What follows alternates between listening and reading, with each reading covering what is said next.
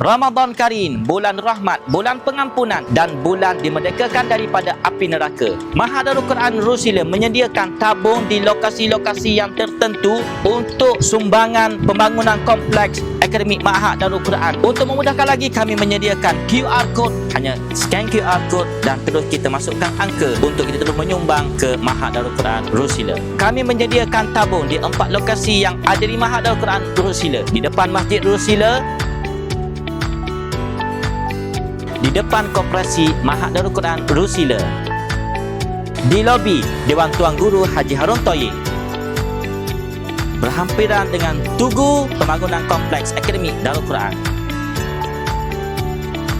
Fastabiqul khairat, belum melubah kamu dalam mencari kebaikan. Sekarang untuk menyumbang mudah sahaja, singgah scan QR, terus kita boleh menyumbang kepada pembangunan Mahat Darul Quran Rusila.